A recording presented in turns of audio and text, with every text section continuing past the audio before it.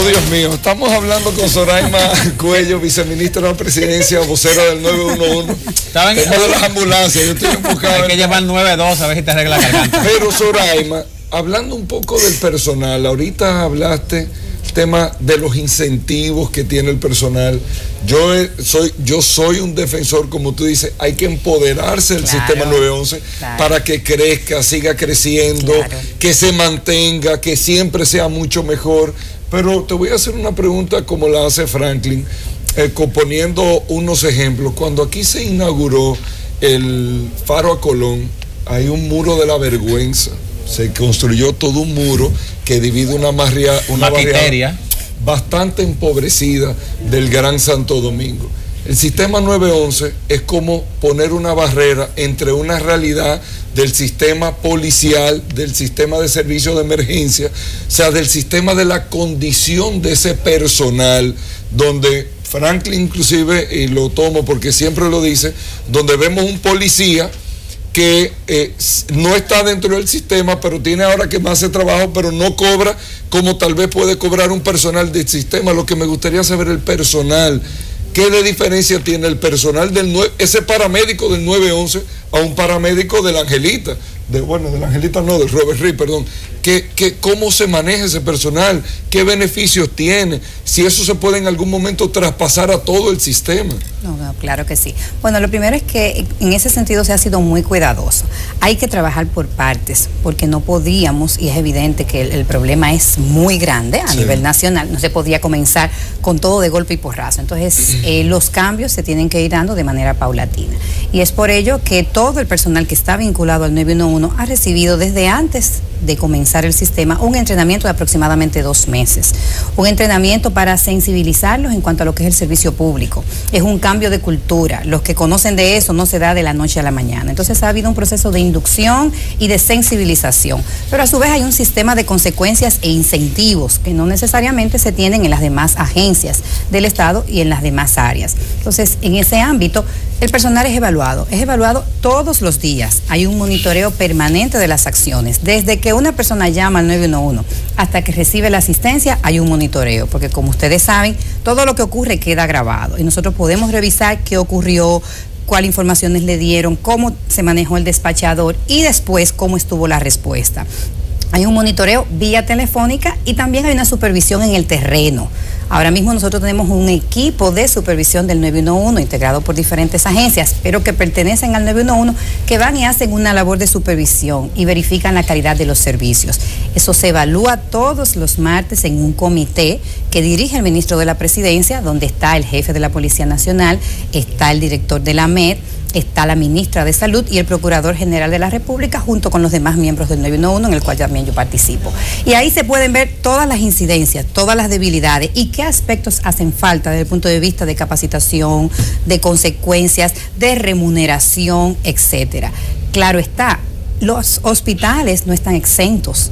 El ministro de la Presidencia junto con la ministra de Salud mantienen trabajos frecuentes con los directores de hospitales y garantizan que el servicio que se da en el hospital sea el adecuado, pues desde el punto de vista del Estado no ganamos nada con llevar a una persona que tiene una emergencia a un hospital y que después cuando llega al hospital no tiene el servicio, ¿verdad? Es decir, lo hemos hecho todo muy bien en esta parte de la cadena, pero al final cuando se llega al hospital, entonces también debe recibir el trato digno y adecuado que requiere. Y justamente se está trabajando en ese sentido para completar todo lo que es el ciclo. Entrenamientos, incentivos, adecuación de los hospitales. Por eso desde el principio se identificaron los 10 principales hospitales del Gran Santo Domingo y se equiparon. Se hizo una remodelación de las áreas de emergencia de esos 10 principales hospitales, pero ya se siguen avanzando en los demás del Gran Santo Domingo. Es decir, que la remodelación de los hospitales va directamente relacionada a la implementación del sistema 911. Una parte de esos hospitales se vinculó. ¿Para qué? Para garantizar que se daba la respuesta. En la parte de emergencias, porque ya el hospital en su conjunto tiene otras áreas que no necesariamente tienen que ver con la parte de emergencia. Todo el proceso de aprendizaje lleva la instrucción, la educación, la información. ¿Cómo se ha ido manejando la gente que llamaba? Quizás como para pulsar el gatillo y saber si había un nivel de respuesta, como un chiste, como una morbosidad, como una falta de educación, probando, pero al mismo tiempo comprometiendo la vida y los gastos que implicaba el 911. Eso por un lado. ¿Quién evalúa cuando una llamada merece una respuesta? Un vecino llama y dice que le están dando una pela a la mujer y uno no sabe si es contenta o borracha que está, o un hombre en un vecindario. Algo que salió en días pasados en los medios de que como que no se había respondido con efectividad o como que se le dio poca importancia a una llamada de una información de un maltrato físico a una dama. El asunto de la llamada falsa, si se maneja con la Procuraduría o con la Fiscalía, si se le hace saber a quien insiste, porque quizás una gente con un teléfono nuevo, moderno, le da un número sin darse cuenta de emergencia y sale la llamada ya. Una excusa o una notificación de allá hacia acá diciendo que pasó eso, quizás la persona ni se dio cuenta, pero que sea un incidente. Pero cuando sea reincidente en ese caso, ¿cómo se maneja? Hay una combinación de muchas cosas en todo lo que usted me ha dicho. Lo primero es que cada vez que una persona llama al 911, el número queda registrado. Por lo tanto, si una persona ha hecho 5 llamadas, desde que el operador recibe la llamada ya ve la cantidad de veces que desde ese número se ha llamado al 911. Es bueno que todos lo sepan. Y como todo queda grabado, nosotros podemos verificar qué ocurrió con esa llamada. Cuando hay una denuncia de un maltrato, esos casos siempre se trabajan. El equipo de operadores del 911 tiene un entrenamiento especializado que ha sido ofrecido por el Ministerio de la Mujer y por la Procuraduría General de la República. Dentro del 911 se ha conformado un equipo permanente de la Procuraduría General de la República y de la Policía Nacional dedicado única y exclusivamente a hacer investigaciones de los casos, sobre todo de los casos que atentan contra el sistema, como son las llamadas molestosas. Y se procede diariamente, primero a llamar y verificar por qué hicieron esas llamadas. Si es una llamada silenciosa, por ejemplo, porque a alguien se le marcó sin querer, hay un protocolo dentro del sistema que indica que hay que devolver la llamada. Entonces el operador procede a llamar para verificar si es que ha habido realmente una emergencia y la persona no pudo comunicarse y no pudo hablar.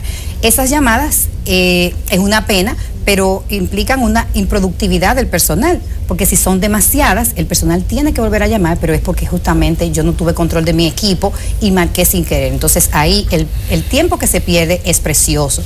Y si son reiterativas, entonces hay sanciones. La Procuraduría somete el expediente con toda la verificación que se tiene, porque tenemos las pruebas, y entonces se lleva ya a la justicia. Entonces hay una combinación de todo este proceso. Con relación al caso, como usted señalaba, nosotros identificamos, yo misma había dado unas informaciones de que se iba a hacer una investigación.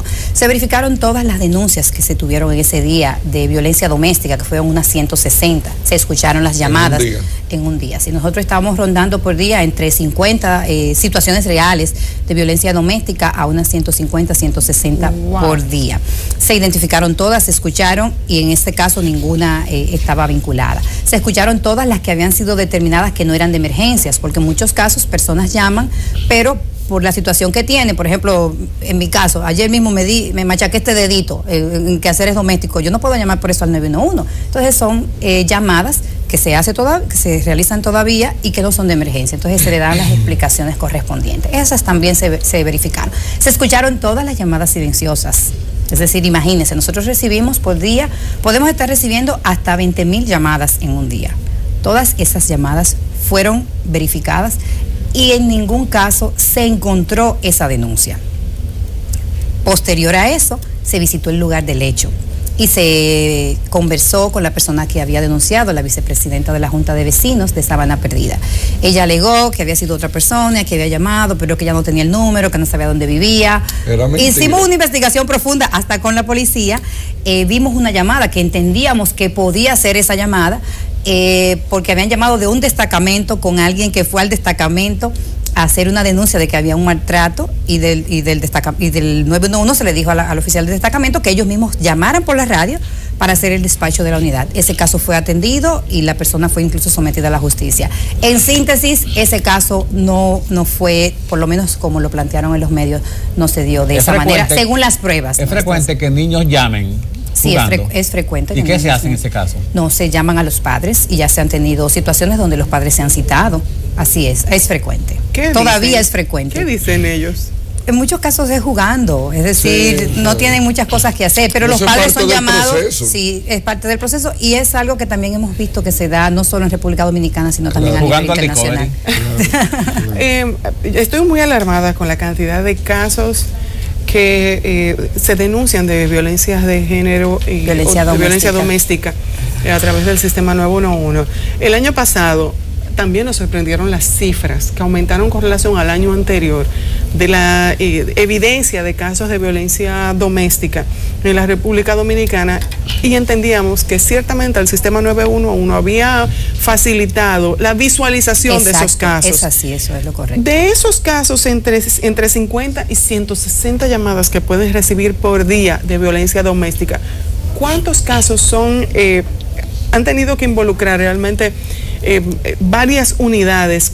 ¿Cuántos casos ha habido de que la situación haya llegado a mayores? Nunca es menor una violencia doméstica. Yo le puedo dar los casos en total que se han atendido hasta el día de hoy. Todos los que yo le menciono son casos reales atendidos, donde ha participado siempre la Policía Nacional y donde se han tomado acciones específicas. Entonces, le puedo decir, al día de hoy, ya el 911 ha trabajado 21.322 casos de violencia doméstica. Esta es estadística. ¿En este año o no, en lo que tiene el sistema, sí. Como bien señala Elisa, real y efectivamente, el 911 ha permitido visualizar las estadísticas reales, porque antes no había un sistema, no había una forma de usted saber cuántos casos se daban por día. Hemos tenido todo tipo de casos, y ahí se incluyen no solo violencia contra la mujer, porque le puedo mencionar una situación que nosotros tuvimos, donde unos vecinos reportaron que una madre salía y dejaba siempre los niños trancados. Cuando acudió la policía, encontró los niños amarrados en la casa. Entonces, ahí también se contemplan ese tipo de violencia, que no es solamente contra la mujer. También hemos tenido muchos casos donde sí hay violencia contra la madre y el niño. Yo señalo un caso que a mí personalmente también me impactó, de un padre que afectó a la esposa, la hirió, pero también le hirió al bebé, que ella lo tenía en los brazos. Y cuando ella misma llamó, cerraba la llamada muy desesperada, era más porque le había, herido, exacto, el bebé. Y ella decía, me lo mató.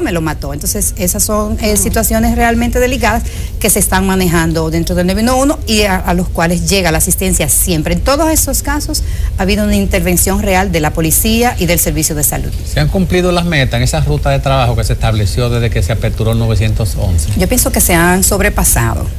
Nosotros ha sobrepasado nuestras expectativas.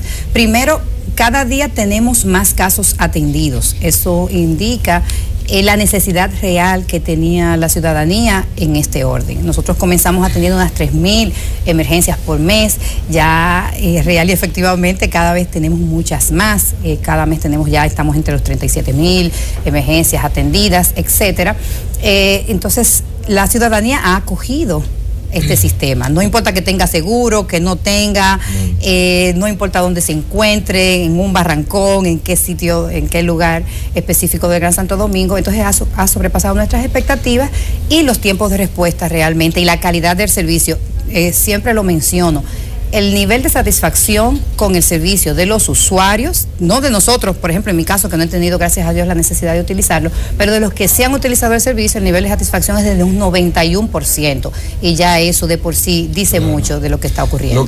Lo que sí, Soraima, tú dices algo, aquí en República Dominicana nosotros no tenemos estadística de nada prácticamente.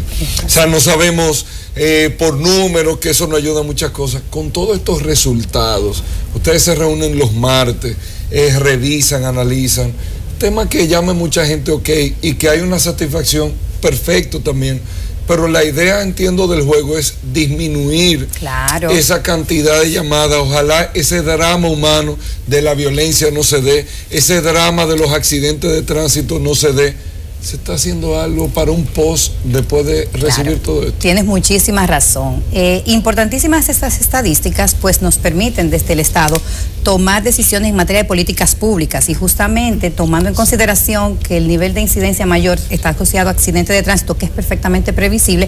Entonces, justamente por eso se ha puesto como una prioridad el tema de la seguridad vial en la República Dominicana. Pero a su vez, la parte asociada a la agresión física, que está en el segundo lugar de los aspectos que más se atienden. Nosotros tenemos que trabajar en materia de la violencia en sentido general, de cómo reaccionamos ante los diferentes incidentes que nos van ocurriendo en el día a día. Y yo pienso que todos podemos colaborar en ese sentido. Ustedes en la parte de los medios de comunicación, ¿verdad?, aportar ese granito de arena para que nosotros no vivamos como exaltados y que por cualquier cosa tenemos un pleito en un barrio con armas blancas y la gente se agrede y entonces tiene que venir el servicio del 911. Pero sí, se están tomando medidas, incluso por zonas. como el sistema nos permite identificar por zona dónde es que tenemos mayores cantidades de incidentes, entonces en ese ámbito se está trabajando de manera puntual. Hay un trabajo que coadyuva la solución de problemas de emergencia, principalmente en la carretera. El Ministerio de Obras Públicas tiene un sistema fabuloso de asistencia vial en cualquier parte del país, una camioneta con la centella preventivamente en un lugar y resuelven. ¿Por qué no se publicita conjuntamente con el 911 el número de teléfono de ese sistema de respuesta al usuario de las vías públicas? Porque muchas veces uno pasa, ve la camioneta, pues no sabe dónde llamaría si ve un accidente, dónde llamaría para que asistan a uno personalmente. Una alianza de trabajo entre Obras Públicas y ustedes. ¿Por qué es tan difícil eso? Hay una alianza en este momento, incluso el 7% de los casos que nosotros estamos manejando han involucrado a ese equipo del Ministerio de Obras Públicas, es decir, ellos trabajan de manera coordinada con nosotros. Pero ¿qué ocurre? Que como el 911 todavía no está a nivel nacional, entonces hay unas zonas de la carretera donde si usted me llama no va a entrar el servicio, nosotros no lo vamos a recibir. Pues tenemos acuerdos con las empresas de telecomunicaciones que si usted llama al 911 desde Pedernales, por ejemplo, la llamada no va a entrar aquí al centro nuestro. ¿Por qué? Porque no tenemos cobertura en esa zona. Entonces tendría... no, entonces hay otros centros donde se están remitiendo, pero que no garantizamos el mismo nivel de servicio, la oportunidad que al día de hoy, ni la coordinación que al día de hoy se tiene. Si una persona está en Villa Altagracia, observa un accidente, tiene un problema del desperfecto de un vehículo y quiere que una camioneta le dé asistencia, ¿a qué número llama? Hay un número del Ministerio de Obras Públicas que ellos lo tienen durante todas las carreteras. Eso es que la gente no sabe cuál es ni dónde buscarlo. Es el 829-688-1000, entiendo que es el número de Obras Públicas para la asistencia vial. Sí. Pero si usted está en una zona donde hay cobertura del 911, por ejemplo, hasta Boca Chica, Pedro Brán, etcétera, ahí usted llama al 911 y nosotros directamente vía radio, porque ellos tienen un equipo permanente dentro del 911 con los cuales nosotros coordinamos, así es, y damos la asistencia, eso es correcto. De acuerdo. Yo estoy todavía... ustedes tienen una gran cantidad de datos así que se comparten en ministerios específicos, Procuraduría, Ministerio de Salud Pública. ¿Qué tanto socializan esa información con otros ministerios o con otras instituciones que no tienen que ver necesariamente con el sistema 111, pero que esos datos les permiten realmente hacer políticas públicas o políticas de seguridad ciudadana que no tienen que ver, o sea, que no están involucrados con ustedes directamente? Bueno, lo primero es que las estadísticas son públicas. En el Ministerio de la Presidencia nosotros estamos publicando en la página del Ministerio las informaciones mensuales. Cualquiera que necesite puede acceder a las mismas. Sí, y incluso ahí tenemos un nivel de detalle que a mí me parece bastante bueno, donde ustedes pueden ver la cantidad de casos que han tenido por mordeduras, por explosiones, rescate, atrincheramiento, reacción alérgica, materiales peligrosos, agresión sexual, deslizamiento, persona perdida, secuestro, situación adversa, obstrucción de vías, quemados, atrapados, fuga de gas, paro cardíaco, respiratorio. Hay un nivel de detalle extraordinario, una fuente de información muy valiosa para la ciudadanía y para las demás instituciones del Estado. Entonces, como parte de la transparencia, esas informaciones están publicadas en el portal del Ministerio de la Presidencia. Y si se comparten, claro, tienen acceso a ellas primero todas las agencias, reciben las informaciones todos los días. A las 8 de la mañana nosotros tenemos las estadísticas detalladas de lo que ha ocurrido en ese día, en el día anterior, hacemos corte a las 12 de la noche y cada uno de nosotros lo recibimos vía electrónica, por lo que mantenemos una comunicación permanente. Antes era un sueño, el 911 es una realidad ahora. Así. Ojalá y eso siga y va a seguir, porque la gente lo está pidiendo que sea a nivel nacional. Así debe Ojalá ser. lleguemos a esa etapa, no en mucho tiempo. Contamos con el apoyo de todos para que se mantenga y se cuide, que de verdad es invaluable este sistema, el servicio que está dando, nosotros que estamos más cerca, ¿verdad? Que podemos ver cada día. Yo quiero aprovechar brevemente y comentarle un caso que a mí me impactó mucho ahora en Semana Santa, de un joven de 17 años que intentó suicidarse, que se lanzó al Mar Caribe, por ahí por el kilómetro 11, la autopista 30 de Mayo, y era justamente 17 añitos porque lo habían excluido de un proceso de selección que lo habían firmado inicialmente. Y cómo el 911 pudo llegar y salvar esa vida de un joven, señor, con 17 años, con una vida plena. Entonces, ¿cómo se enteraron? Bueno, porque llamaron, alguien llamó que lo vio, alguien se tiró al mar. E inmediatamente se despachan las unidades. Qué bueno es poder hacer ese tipo de cosas. Claro. Es decir, y con ello ya uno se siente satisfecho de que sabemos que estamos salvando vidas como esa, jovencitos, claro, que tienen un mundo por delante. Entonces, a todos los dominicanos que hagamos un uso adecuado, que cuando veamos una ambulancia, que por favor le demos el paso, que uno no sabe ¿quién va a ir? Uno no sabe si es un familiar, un amigo, una persona querida. Y no tiene que ser ni siquiera un amigo o una persona querida. Esa parte sensible que tenemos cada uno de nosotros, de solidaridad, que yo sé que somos muy solidarios los dominicanos. Señora, que lo mostremos ahí cuando va cruzando una ambulancia. Al final, algún mensaje a esa gente morbosa que se acerca donde hay servicio del 911 a filmar y a grabar la tragedia de un accidente o un acto de violencia. Ese tigueraje que se hace un tapón donde quiere y todo el mundo quiere meterle el celular o la cámara en la herida. ¿Qué usted le dice a esa gente? No, es justamente lo mismo. Yo confío en la solidaridad. ¿Hay alguna penalidad para eso? Bueno, hasta este momento no podemos decir que existe una penalidad, pero yo apelo a que si es a nosotros que nos ocurre, no nos gustaría que nos hagan una cosa como esa. Yo sé que, yo confío mucho en el dominicano, yo me siento muy dominicana, amo este país, amo mi gente, y yo confío en que nosotros podemos cada vez hacer un mundo mejor, una sociedad mejor, y seguir construyendo en esta misma dirección. Muchísimas gracias a ustedes por haber estado aquí con nosotros. Señores, vamos a una pausa y enseguida regresamos, no se muevan.